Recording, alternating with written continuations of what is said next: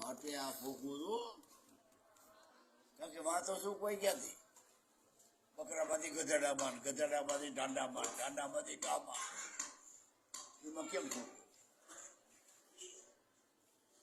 આ ચૂકવણું છે, રિઝલ્ટ છે. લેણા મુક્ત બનવા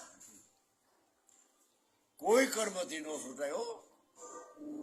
કર્મ બાંધે છે ગાઈટના, એક તો છે ગરજ, પરચક ખાટા પીડા, અને પાછા કર્મ માત્ર બાંધે છે.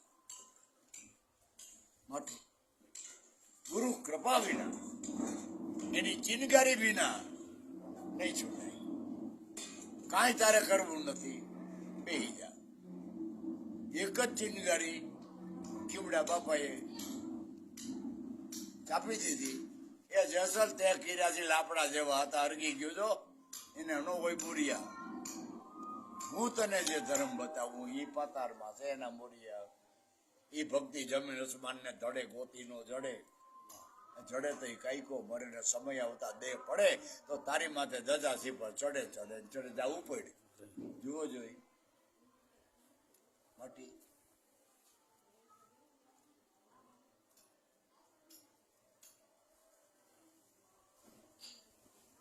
આ બધા કરજ ભેગું જ આવે છે.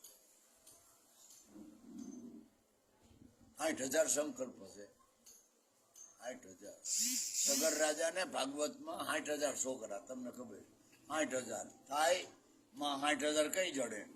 પાછા ગયા થાતા ગયા મરતા ગયા, થાતા ગયા મરતા ગયા, થાતા ગયા મરતા જાય.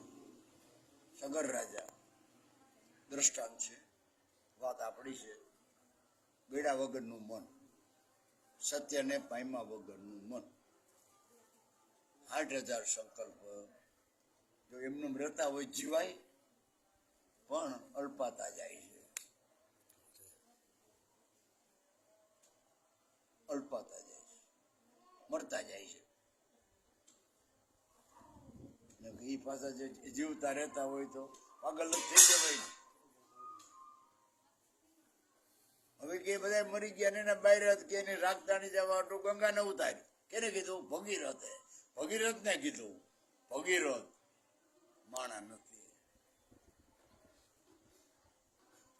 બહુ સરસ ભાગવતની આધ્યાત્મિક વાત પડી છે. ત્યાં સુધી લાભુ દાદા જેવા વાતી 8 થી 10 સપ્તાહ મેં સાંભળેલી. આખી સપ્તાહ આધ્યાત્મિક. અટાણે પણ ઉગમ પત્રિકા જે આવે છે એમાં છે ને આખું ભાગવત આધ્યાત્મિક લખી દઈ ગયું. આખું 34મા અધ્યાય હાલે છે. અટાણે મેં 2 દી પહેલા વાંચ્યું. 34મા અધ્યાયની માલિકો સુટ્યા છે. આધ્યાત્મિક શો છે એ લખી નાખે 2 પાનામાં. પછી કમસ પછી આવતા અંક આપી દઈએ. 10 વર્ષથી આપે છે આખું ભાગવત આધ્યાત્મિક. કોઈ ચોપડી મારી શકે નહીં. 10 વર્ષથી આપે છે, વાંચે છે. પંડિતો, વિદ્વાનો, આશ્રમધારી, જગ્યાધારી, મંતો, ભક્તો વાંચે છે. નટાણે જયંતિરામ બાપાનો સત્સંગ પ્રહલાદભાઈ વિદ્વાનો વાંચે છે. વેરે વિચવાનો ટાઈમ જયંતિ બાપા આવવાના 30 કલાક 7 કામ પડતા મૂકીને બેસી જાય છે. કાન પકડે છે.